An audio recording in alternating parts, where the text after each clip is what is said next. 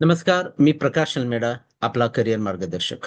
आपली मुलं जर यावर्षी 9वी किंवा 11वीला असतील, तर हा व्हिडिओ तुमच्यासाठी महत्त्वाचा आहे.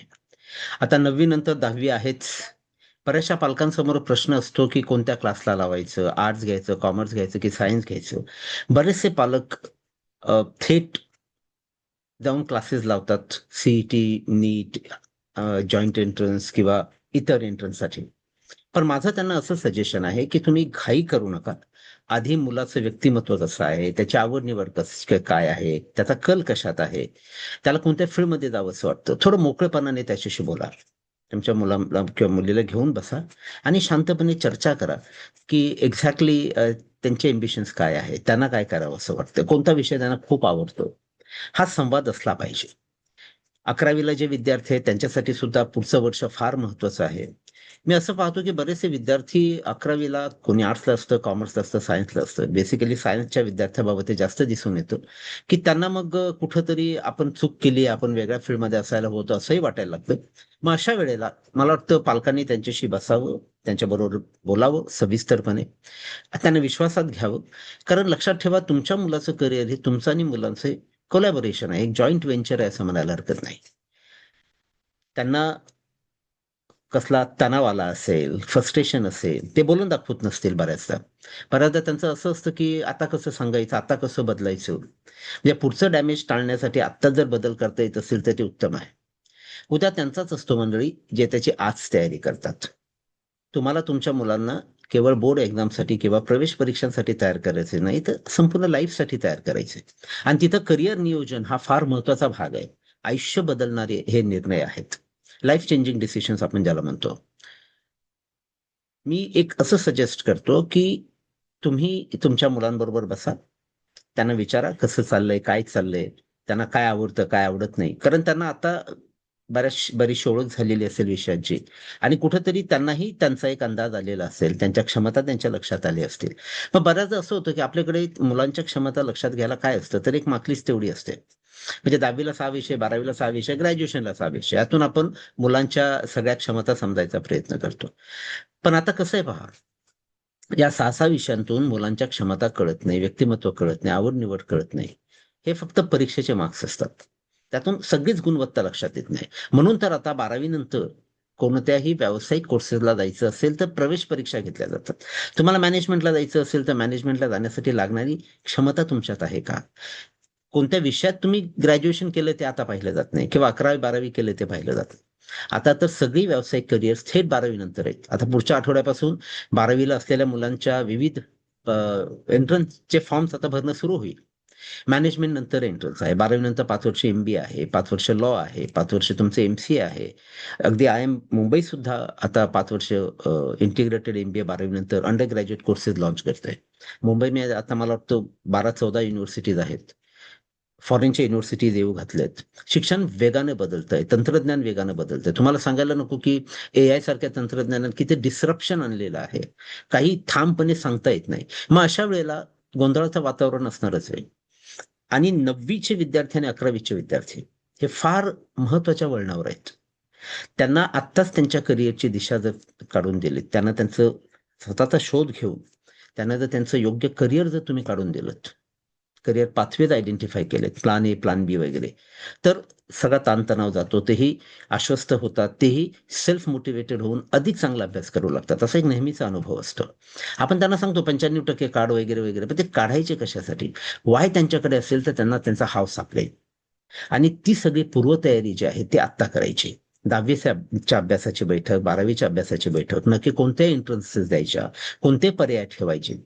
म्हणजे जर तुम्ही इंजिनिअरिंगचा पर्याय ठेवत असाल, तर तुम्हाला दुसरेही पर्याय ठेवले पाहिजेत. आता बरेचसे विद्यार्थी कसं करतात, क्लासेसचं ऐकून फक्त पी-सी-बी, फिजिक्स, केमिस्ट्री, बायोलॉजी किंवा फिजिक्स, केमिस्ट्री, मॅथ्स घेतात. मी बायोलॉजी घेणाऱ्या विद्यार्थ्यांना सुद्धा मॅथ्स ठेवायला सांगतो. मॅथ्स हा फार महत्त्वाचा विषय झालेला आहे, समजून घ्या. सद्यस्थिती तर फारच महत्त्वाचा आहे. विषयाची निवड चुकली की अनेक क्षेत्रच निघून जातात. त्यामुळे साधक-बाधकपणे विचार करा, घाई नका करू. पालक खूप घाई करतात आणि मग कितीतरी क्षेत्र निघून जातात. मला कितीतरी विद्यार्थी असे दिसतात, की मग त्यांना खंत असते, की मी हे सोडून दिलं, ते सोडून दिलं. माझे हे ऑप्शन्स गेले, ते ऑप्शन्स गेले. केवळ 10वीच्या मार्क्सवर तुम्ही विद्यार्थ्यांना सायन्सला पाठवत असाल, तर तेही चुकीचं ठरू शकतं.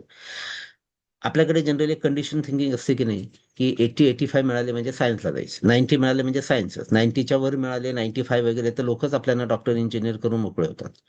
पण मुंबईतल्या खूप चांगल्या कॉलेजमध्ये तुम्ही पाहाल की 95, 98 काढणारी विद्यार्थी सुद्धा कोणी आर्ट्सला जातं, कोणी आर्टला जातं. प्रत्येकाची आवड निवड असते, प्रत्येकाच्या वेगवेगळ्या क्षमता असतात. 10, 10वी, 12वी आणि ग्रॅज्युएशनच्या 6-6 विषयातून त्या कळत नाहीत, लक्षात येत नाहीत.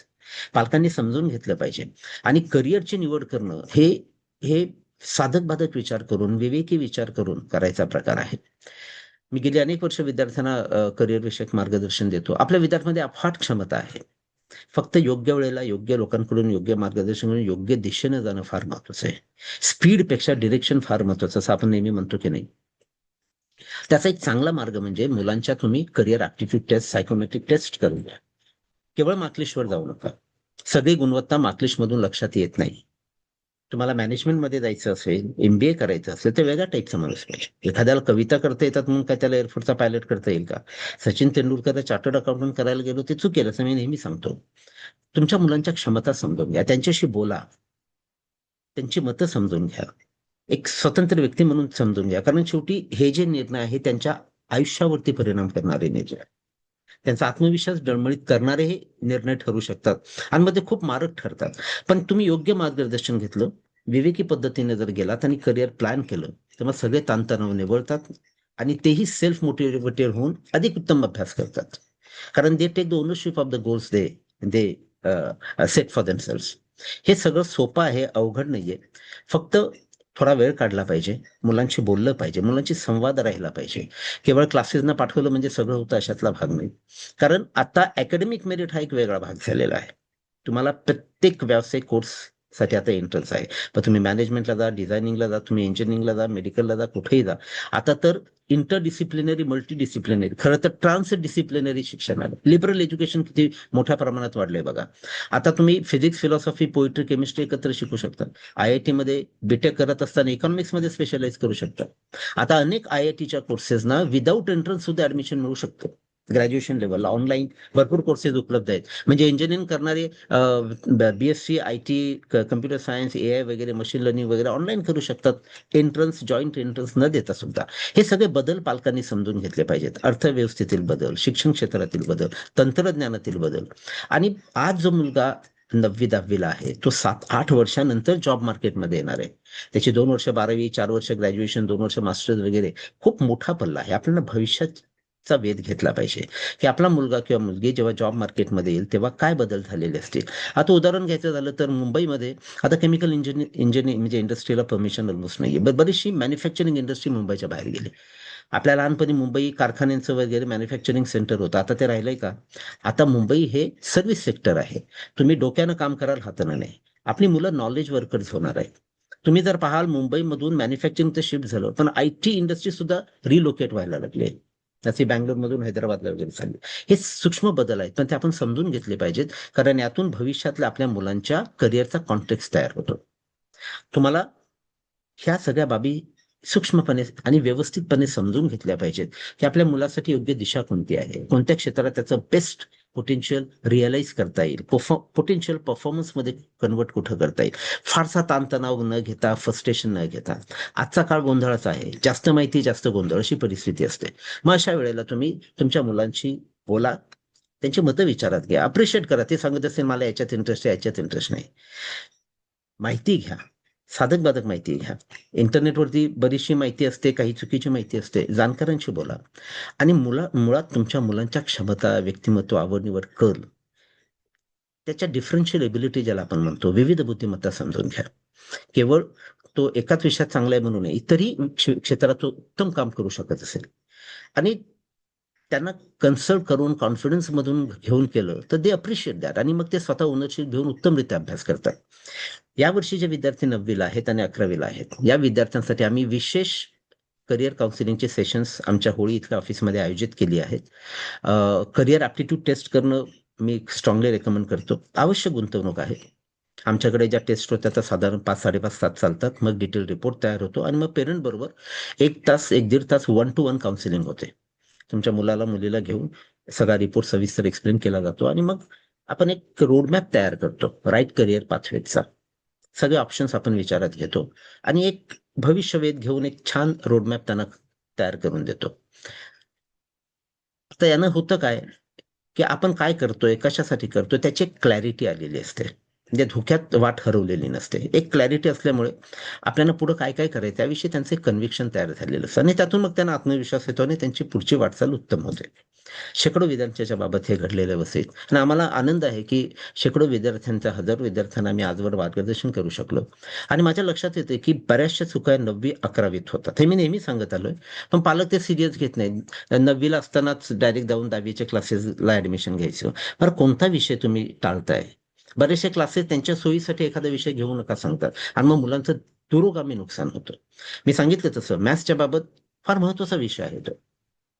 त्याला अनेक बाजू आहेत, अनेक संधी आहेत, जागतिक लेव्हलच्या संधी आहेत. त्यामुळं बदलतं शिक्षण, बदलती अर्थव्यवस्था, बदलतं तंत्रज्ञान, सतत बदलणारं अनिश्चित भविष्य, अशा वेळेला आपल्याला योग्य निर्णय घ्यायचा असेल, तर तो व्यवस्थित नियोजन करून घेता येईल. 9वी आणि 11वीच्या विद्यार्थ्यांसाठी आम्ही ज्या विशेष सत्रांचं आयोजन केलेलं आहे, करिअर काउन्सिलिंगची जी सत्र आहेत, त्यासाठी नावनोंदणी सुरू आहे. मोजक्याच विद्यार्थ्यांना हे शक्य आहे. कारण मार्च-एप्रिलमध्ये आम्ही प्रवासात असण्याची शक्यता आहे. त्यामुळे ज्या विद्यार्थ्यांना करिअर काउन्सिलिंग करायचं आहे, 9वी आणि 11वी विशेषतः, त्यांनी नावनोंदणी करावी. आमच्याशी WhatsAppवरती संपर्क साधा, फोन करा आणि ऑनलाईन नावनोंदणी तुम्हाला करता येईल. करिअर ॲप्टिट्यूड टेस्ट आम्ही सॅटर्डे, संडेत आयोजित करत आहोत. काही मोजकीच सत्र होतील त्याची, कारण मोजकेच विद्यार्थी घेणं शक्य आहे. तर तुम्ही आमच्याकडे नावनोंदणी करा. 9वी झाल्यानंतर, 10वी झाल्यानंतर काय करावं सुट्टीमध्ये, हे सगळं आपण बारकाईने समजून घेणार आहोत. कारण it's a terrible idea to waste your vacation. Systematic पद्धतशीरपणे well focused, well defined effort केला, सगळा गोंधळ बाजूला सारून, तर मग भविष्याची वाटचाल अगदी आनंददायक होते. आणि हा नेहमीचा अनुभव आहे. या 9वी आणि 11वीच्या विद्यार्थ्यांसाठी जी विशेष मार्गदर्शन सत्र होणार आहेत, काउन्सिलिंग सत्र होणार आहेत, ॲप्टिट्यूड टेस्ट होणार आहेत, त्यासाठी नावनोंदणी करण्यासाठी मी तुमचं स्वागत करतो.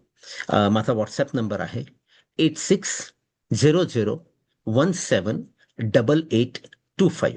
मी रिपीट करतो, 8600178825. आमच्याशी संपर्क साधा आणि नावनोंदणी करा. आम्ही आपल्या मुलांना करिअर गाईडन्स देऊन त्यांचं पोटेन्शियल अनलिश करण्यासाठी तुमच्या सेवेमध्ये हजर आहोत. Thank you.